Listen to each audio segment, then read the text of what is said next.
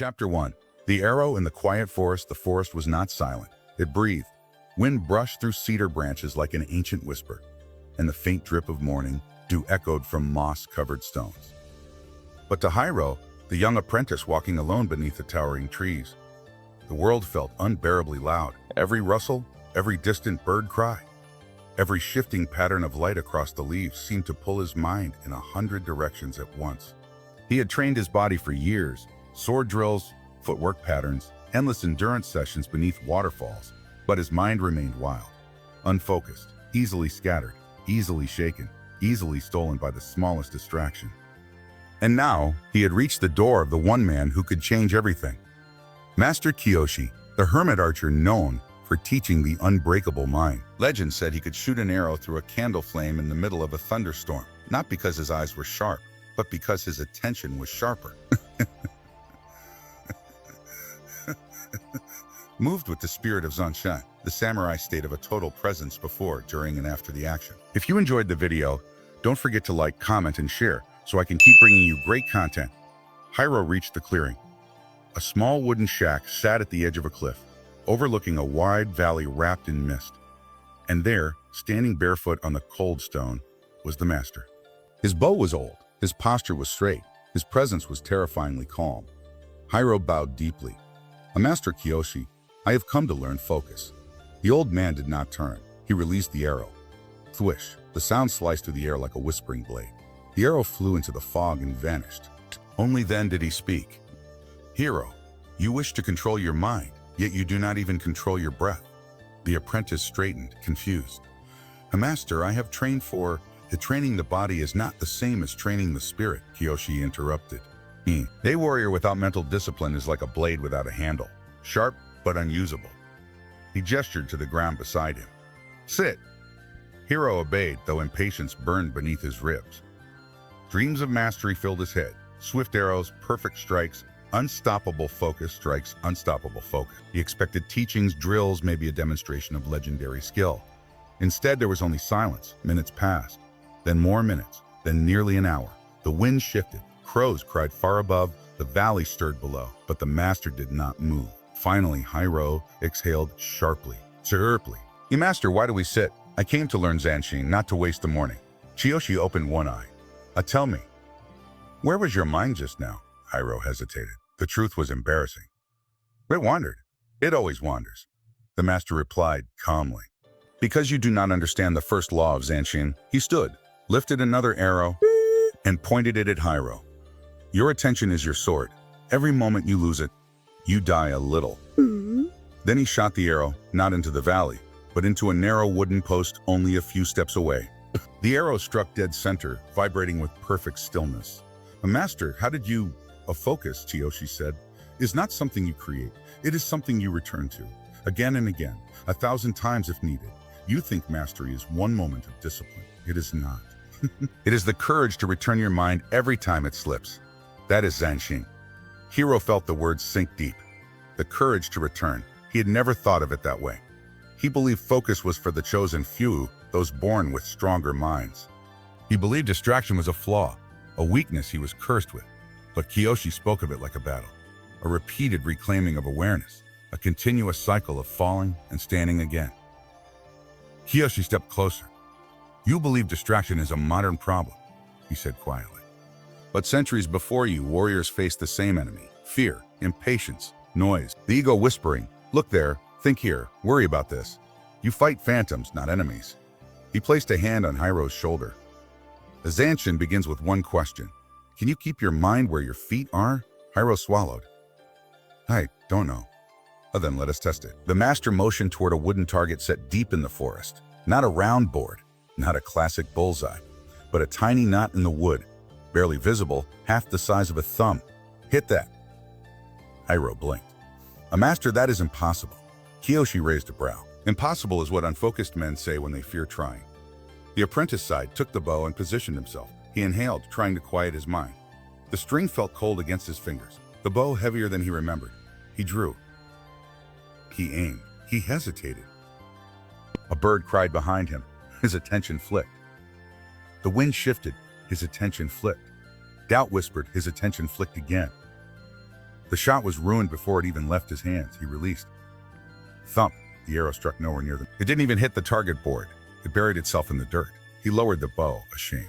Kiyoshi nodded. Good. Good. I failed. No, the master said. You learned the truth. Your enemy is not the target. Your enemy is your mind's tendency to run. He tapped Hiro's chest. Before we aimed the arrow, we aimed the spirit. A long silence followed. Then Kiyoshi pointed to the forest path leading deeper into the mountains. Tomorrow, before the sun rises, we begin the training that will reshape your mind. But tonight, you meditate. Sit with your breath. Notice every distraction. Notice every thought. Notice every moment your focus slips. He placed the bow on Hiro's palms and returned. Hiro bowed, understanding finally blooming inside him. This was not just archery, not just discipline, not just tradition. This was the ancient samurai system for becoming unshakable. And for the first time, he felt the path open before him. Before dawn, the mountains looked like sleeping giants wrapped in drifting clouds. The sky was still a deep indigo when Hiro opened his eyes. Cold air stung his skin, and the scent of pine needles clung to his clothes. Master Kiyoshi had ordered him to wake before sunrise, but Hiro had barely slept. His mind kept replaying the failed shot from yesterday, the humiliation, the shame, and the master's final instruction: notice every distraction and return. He stepped outside the small hut where he slept. The forest was wrapped in a soft blue glow. The only sound was the soft crunch of frost beneath his sandals. Ahead, he saw Kiyoshi seated on a flat stone, perfectly still, like a carved statue waiting for the world to wake. Hiro approached quietly. The master did not open his eyes. He sit.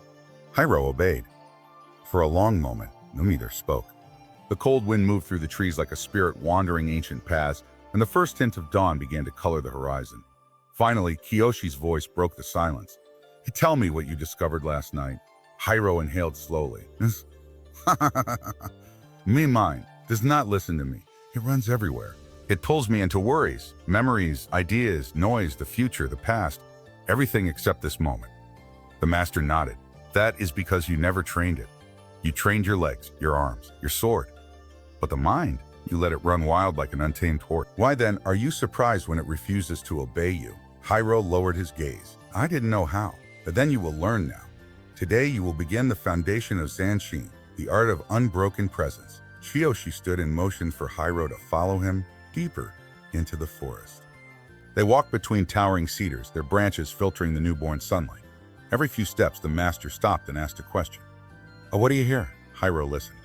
A wind, a distant stream. Crows. Good, now what do you feel? Oh, the cold on my skin, the ground beneath my feet. Good. Now tell me, where is your attention? Hiro hesitated. Here, I think. Kiyoshi stopped walking. He turned slowly. You know, your attention is divided, half here, half tangled in your thoughts. Zanshin requires the whole of your mind, not fragments. He tapped Hiro's forehead gently. Your mind is not trained for one-point focus, but we will change that. They reached a small clearing. In the center stood a single wooden post, but a long strand of thin rice paper hung from it. So delicate it fluttered at the faintest breath of wind. What is this for? Hiro asked. Kiyoshi lifted a small pebble. This is your new target. Hiro blinked. A pebble? At paper? At paper? He will strike the paper with the pebble without tearing it. Everything looks impossible to a distracted mind. He handed Hiro the pebble. Before you throw, you must feel the moment, not think about it. Feel your breath. Feel the weight of the pebble. Feel the exact movement your hand will make. Hiro exhaled and focused. He watched the rice paper dance softly in the wind. He felt the stone press into the center of his palm. For a moment, his thoughts slowed. He began to throw. A stop, Kiyoshi snapped. The arrow froze. You aimed with your eyes, not your presence. The master stepped closer and held Hiro's hand. Now listen carefully. Zanshin is awareness before the action and after the action.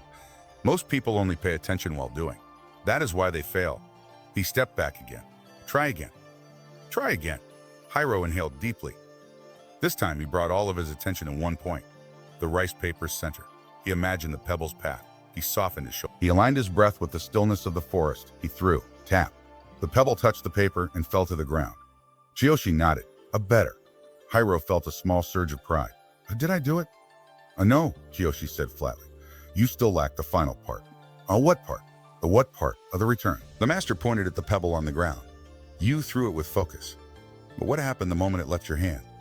Your mind jumped to the result. You abandoned your posture. You abandoned the breath. You abandoned the moment. He held up a finger. A warrior does not end focus when the action ends. Zanshin means the mind continues, even after the body finishes. Hiro swallowed hard. He had never heard discipline explained like this. He always focused on the action, never the energy that follows it. Kiyoshi repeated, again. Hiro took another pebble. He centered his breath.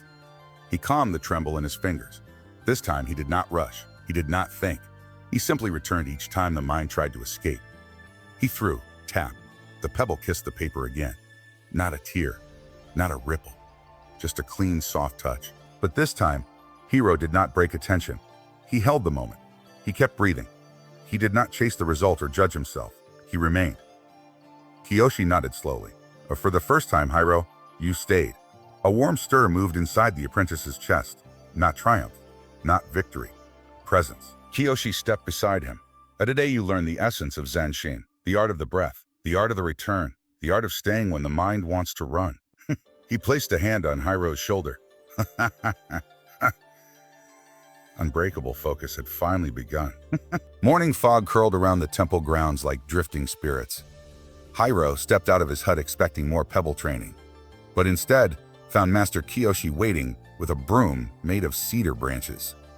The master handed it to him without a word and pointed to the long stone path that stretched from the gate to the training hall. Clean this, he said. Hiro blinked. All of it? Kiyoshi looked at him as if the question was incomprehensible.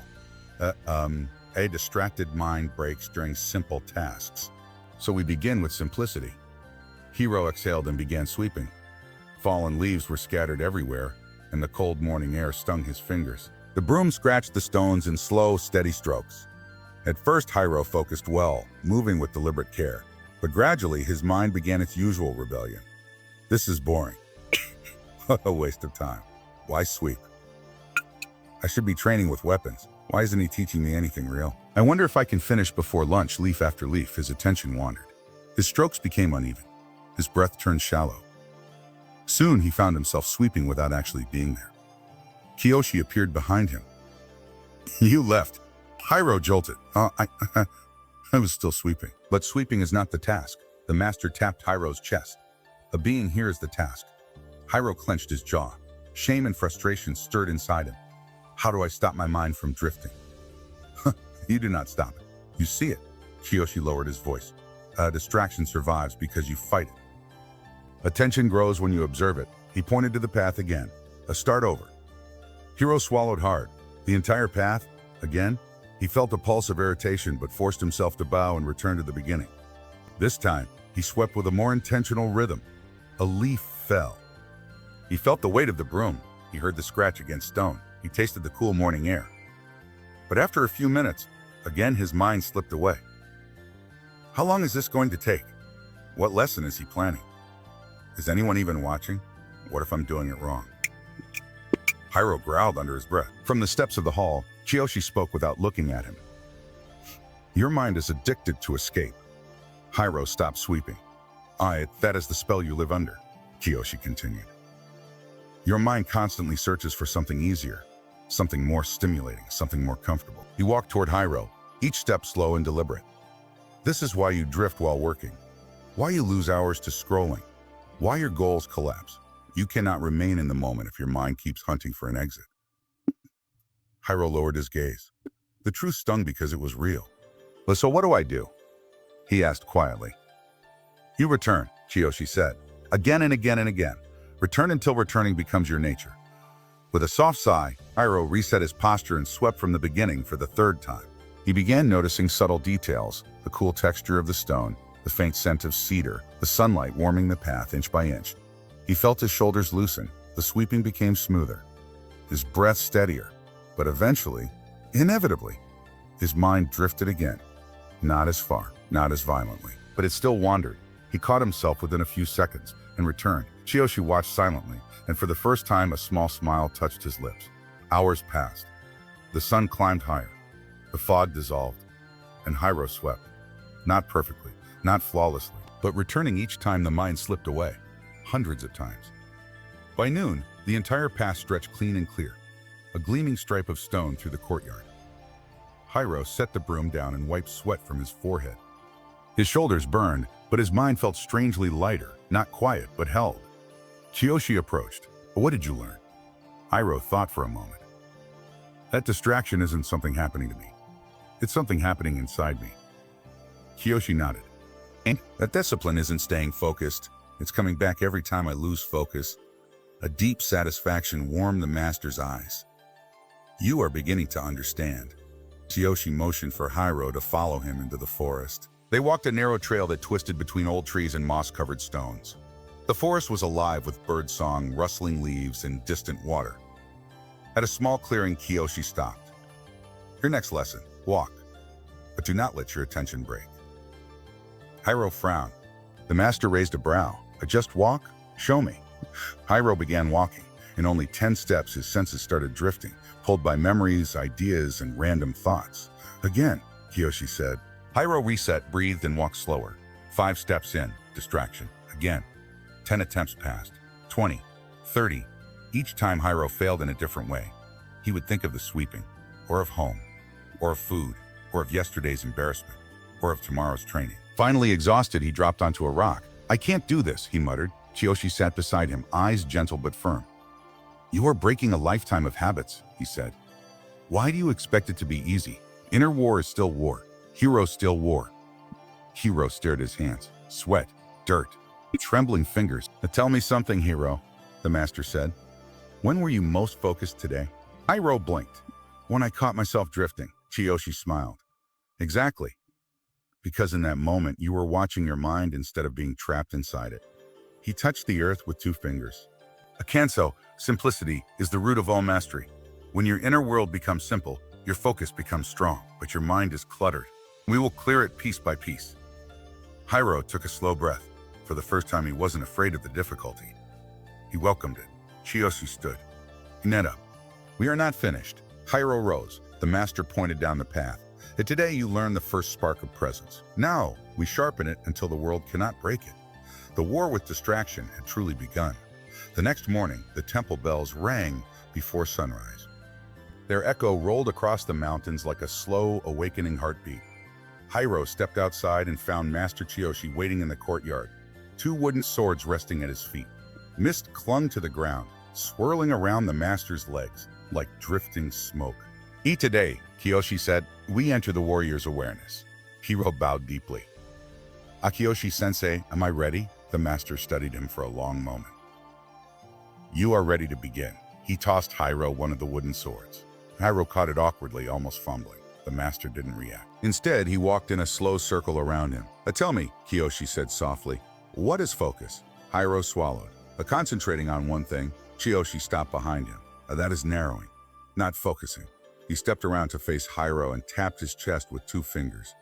Zanshin is total, present. It is the calm after the strike, the awareness before the danger, the silence inside the storm. The master lifted his wooden sword. "Ready yourself." Before Hiro could ask how Kiyoshi struck, a blur of wood flashed through the air. Hiro panicked and stumbled backward, barely raising his sword in time. The impact shuddered through his arms. "Yoshi!" Hiro gasped. "I wasn't prepared." "A preparation is the disease of the distracted," the master said sharply. "A warrior is always ready." He struck again and again and again. Hiro blocked none of them cleanly. Some hit his shoulder, some grazed his arms. All rattled him. His breath shortened. His heart raced, his mind scattered, trying desperately to predict the next move. Kiyoshi stepped back. "This is how you live," he said. "Always reacting, always reacting, always behind, always behind, always late." Hiro's chest tightened. "Then what must I do?" The master pointed at him. "Stand still." Hiro froze. "Breathe," Kiyoshi commanded. Not with panic, with presence. Hiro inhaled slowly, the cold morning air filling his chest. Again, Hiro exhaled, a little steadier this time. Kiyoshi nodded. "Now listen. Listen not with ears, but with attention." The forest behind them whispered. Wind rustled through cedar leaves. A crow called in the distance. Water trickled over distant rocks. But beneath these sounds, Hiro felt something else. The subtle movement of the master, the shift of intention before action, a vibration in the air that told him when something was about to happen. Kiyoshi moved. This time, Hiro blocked. Not cleanly, but not by accident either. The master raised an eyebrow. You saw before you saw. Hiro's pulse, something inside him clicked. Just a small click, like a door unlocking halfway. Kiyoshi stepped back and placed the sword down on the ground. Follow me. He led Hiro to a shadowed corner of the courtyard where candles were arranged in a circle around a single mat. Each candle flickered softly in the pale light. A sit, Kiyoshi commanded. Hiro obeyed. This ritual trains the mind to hold awareness without breaking. The master lit the central candle and stepped away. You will watch the flame, Kiyoshi said, but not with narrowed attention. Watch everything. Tsu. Hiro frowned. How can I watch the flame and everything else? That, the master said, is Zanshin. Hiro centered himself. The flame danced gently, bending left, right, rising, softening. Seconds passed. Then minutes. He felt his awareness stretch outward. He noticed the warmth of the flame, the cold air on his back, the distant sway of bamboo, the smell of melting wax, the sound of Kiyoshi's slow breathing behind him. He wasn't concentrating, he wasn't forcing. He was simply being. That was when Kiyoshi threw a small pebble. It landed inches from Hiro's knee. Hiro didn't flinch. The master smiled. Another pebble, this one from the opposite side. Hiro remained still, sensing the disturbance before it happened. Not through sight, but through presence. A third pebble hit the ground behind him. Hiro's breath stayed calm. Good, Kiyoshi said. Your awareness is expanding. Then Kiyoshi clapped loudly, a sudden sharp noise. Hiro's shoulder twitched, but he didn't break. The master stepped forward. And now we test the edge. He placed a blindfold over Hiro's eyes. Listen to the world. Feel its texture. Hang on. His mind stretched outward again, feeling the warmth of the candles, the movement of air, the shift of sound near his left side, a soft whoosh. Hiro ducked. A bamboo stick passed over his head. Kiyoshi said nothing, but Hiro felt the faint approval radiating from him like heat. Another soft movement. Hiro tilted, avoiding the next strike. He wasn't predicting. He wasn't reacting. He was existing inside the moment so completely that nothing startled him. Minutes passed like flowing water. Finally, Kiyoshi removed the blindfold. Hiro blinked at the light. What did you feel? The master asked. Hiro searched for words. I felt everything and nothing. I wasn't thinking.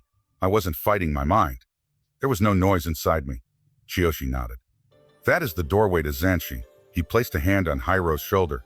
You are beginning to move like a warrior, not because your body is strong, but because your awareness is awake. Hiro felt a surge of pride, calm, quiet, grounded pride, and Kiyoshi sensed it immediately. Do not let ego enter, he warned. Akiyu warned. Zanshin dies the moment you believe you have mastered it. Hiro bowed. I understand. The master turned toward the training hall.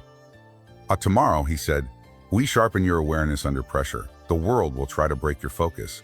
We will teach you how to stand unshaken. As Hiro followed him, he realized something profound. His mind was no longer a battlefield. It was becoming a weapon, and the world would soon test its sharpness. The mountain air had grown colder. Dawn carried a strange heaviness, as if the sky itself were warning that something within Hiroshi was about to be tested. For weeks he had trained under Master Sora's unyielding discipline, slowing his breath, sharpening his senses, anchoring his spirit in the present. He had learned to cut through noise, to feel his heartbeat align with the rhythm of falling rain, to walk without disturbing the grass beneath his feet. But the deeper he went, the more another force awakened inside him. An old fear he had never fully faced. Master Sora sensed it before Hiroshi spoke a word. Her eyes trembled. The old samurai whispered that morning, his back turned, sharpening a wooden bakken. Your spirit hides something. Bring it into the light. And Master, it is not distraction from the outside anymore. It is something within me. Memories, failures, the fear of becoming nothing. Sora nodded, as if he had expected this moment all along. Every warrior reaches this wall. The world distracts us with noise, but the deepest distraction of all comes from our own ghosts. He handed Hiroshi the bakken, its surface smooth, cold, heavier than usual. Today, Sora said, you will confront them. They walked deeper into the forest, the place locals called the Valley of Echoes. It's that key. Legend said that anyone who entered alone would hear their own unspoken fears whispered back to them. The ground here felt softer, older, hollowed by centuries of footsteps. Tall cedar trees surrounded them like silent witnesses. Sora stopped at a stone platform worn by time. Hiroshi obeyed. The master placed a hand on his shoulder. Until now, you have trained the body, the breath, the sense of presence. But presence collapses when confronted by emotion we refuse to look at. A distracted man is simply a frightened man, pretending to be focused. Then he stepped back. "What do you see?" Sora asked. Hiroshi closed his eyes. At first, nothing but the wind. Then slowly, images rose in the darkness. His father's disappointed stare. The battlefield he fled from years ago. The villagers whispering about his cowardice. The shame he hid beneath every attempt at discipline. He felt his breath becoming shallow. Hiroshi Sora said calmly, "Look without resisting." "But master, these memories, they cannot strike you unless you swing at them first. Let them speak." Hiroshi inhaled long and slow. The images grew clearer. He saw himself as a child trembling during his first sword lesson. He saw friends surpass him, leaving him behind. He saw moments he had avoided for years, moments that shaped the quiet anxiety he carried beneath his ribcage. Then something changed. The shadows around him began to take shape, figures emerging from memory, stepping onto the platform. They looked like warriors, but their forms flickered like smoke. Their eyes held accusation. Hiroshi's grip tightened on the wooden sword. Sora's voice remained steady. "Fight them, and they will multiply. Observe them, and they lose their form." The first shadow stepped forward, raising a blade forged from darkness. Hiroshi's instinct urged him to attack, to defend, to prove he wasn't weak. But he remembered Sora's words. Presence is not aggression. Presence is acceptance. He lowered his sword. The shadow froze. Its blade dissolved into mist. Its body collapsed silently into the earth. One by one, the other shadows advanced, whispers of guilt, shame, and inadequacy. Each time Hiroshi acknowledged them instead of resisting, they melted away like smoke meeting sunlight. The more he allowed them to exist, the less power they held. But then, the last figure emerged. Taller, clearer, more solid than the others, a version of himself older, hardened, twisted by fear. The self he was terrified he might become. This one did not hesitate. It charged. Hiroshi stepped back, instinct screaming for him to defend, but he held his stance. Breath slow, feet grounded, heart centered. When the shadow Hiroshi raised its blade, time seemed to slow. Hiroshi looked into its eyes, his own eyes, and spoke softly. "I see you. I am not running anymore." The shadow froze mid-strike, then its blade dropped. Its form cracked, splintering like glass. A moment later, it shattered completely, scattering into the wind. Silence followed, thick, pure, heavy with the weight of release. When Hiroshi finally opened his eyes, the valley looked different, brighter, more open, as if something within him had shifted the entire landscape. Sora approached, hands behind his back. "So," he said quietly, "you have met the storm." Hiroshi exhaled deeply. "Oh, I did not defeat it. I understood it." "That," Sora replied, "is the true victory. The distracted man tries to outrun his fears. The disciplined man carries them without letting them steer his path." Hiroshi nodded slowly. "For years," he said, "I believed distraction came from the world. But it came from this. From the fear I pretended to forget. And now? Now I feel lighter." Sora smiled faintly. "Not lighter, Hiroshi. Stronger. Only a warrior who has stood in the midst of his own storm can ever walk with unwavering presence." He placed a hand over Hiroshi's chest. "Your spirit has space again." The wind passed through the valley, warm at last. Hiroshi looked at his hands, not shaking anymore. His senses felt sharper, clearer. The forest seemed to breathe with him, leaves trembling in harmony with the beat of his heart. "A master," he whispered. "What comes next?" Sora turned toward the distant mountains. The final lesson. The lesson of Zanshin. The state of unbroken focus, unbroken spirit. "Tomorrow, your real journey begins." And with that, they walked back toward the monastery. The valley behind them settling into quiet peace. The storm finally broken. The morning of Hiroshi's final lesson began with an unusual stillness. Not silent, but still. The kind of stillness found after a storm has passed, when the world seems to hold its breath in gratitude. Dew rested on the monastery stones. The air smelled of wet cedar, and something inside Hiroshi felt new, as if an internal knot had finally loosened during the night. Master Sora stood at the edge of the training courtyard, his posture straight as a blade, eyes gazing toward the rising sun. Without turning, he spoke. "Hiroshi, today we close the circle." The young warrior bowed deeply.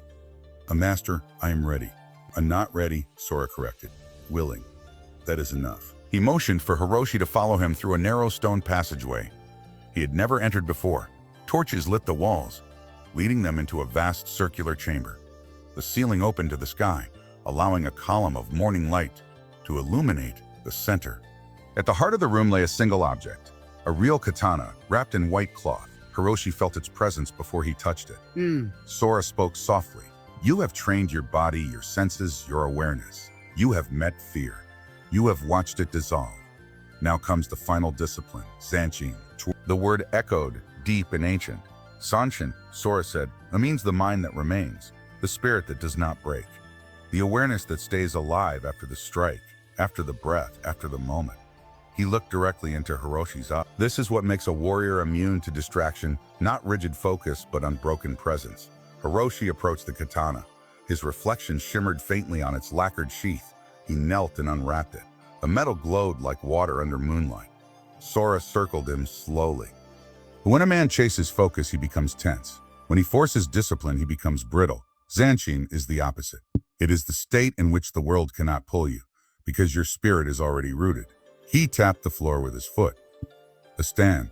Hiroshi rose, katana in hand. This lesson, Sora said, is not about cutting. It is about continuation. He tossed a small pebble toward Hiroshi. Before Hiroshi could react, it bounced off his shoulder. What did you feel? Hiroshi frowned. Surprised. I wasn't prepared. Exactly. Sora bent down, picking another pebble. Zanshin means to remain prepared even after preparation, to remain awake even when nothing is happening. Distraction does not come from noise. It comes from the belief that the moment no longer matters. Another pebble flew, this time toward Hiroshi's chest. He lifted the blade instinctively, deflecting it, but Sora shook his head. You reacted. Zanshin is not reaction.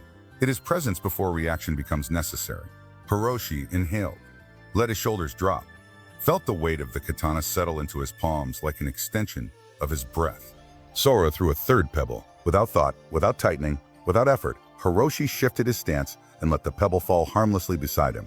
Sora smiled for the first time in days. Good. You are beginning to remember what the body already knows. He stepped closer. Life will throw stones at you. Distractions, doubts, temptations, chaos. If you try to block everything, you will break. If you let everything hit you, you will fall. But if you remain present, truly present, you will simply move, and the world will move with you. Then he pointed to the center of the chamber. And now you will walk the circle of Zanshin. The circle was carved into the stone floor, ancient symbols marking stages of awareness. Hiroshi stepped onto the first symbol. The air shifted. Sound seemed sharper, light clearer, his breath deep. As he walked, Sora struck a wooden staff against different sides of the circle, sometimes behind him, sometimes above, sometimes softly, sometimes loud enough to echo. Hiroshi did not turn. He did not flinch. He let each sound pass through him like wind through tall grass. Sora increased the pace. The strikes became unpredictable, random, chaotic. Yet Hiroshi's awareness remained wide, relaxed, unbroken. His footfalls softened, his breathing aligned with the rhythm of the chamber. He felt not like he was walking inside the circle, but like the circle was walking inside him. When he reached the last symbol, Sora lowered his staff. Tell me, the old master whispered, what do you feel? Hiroshi closed his eyes. I feel everything. Not as threats, not as distractions, just as they are. I am here, and the world is here with me. Sora nodded. That is Zanshin. The warrior whose awareness has no edges. He placed a hand on Hiroshi's chest. There will be days when you forget. Days when fear returns. Days when the mind scatters like leaves in a storm. But remember this, Zanshin is not perfection. It is returning. Again and again, Hiroshi opened his eyes. Master, what happens now? Sora stepped back.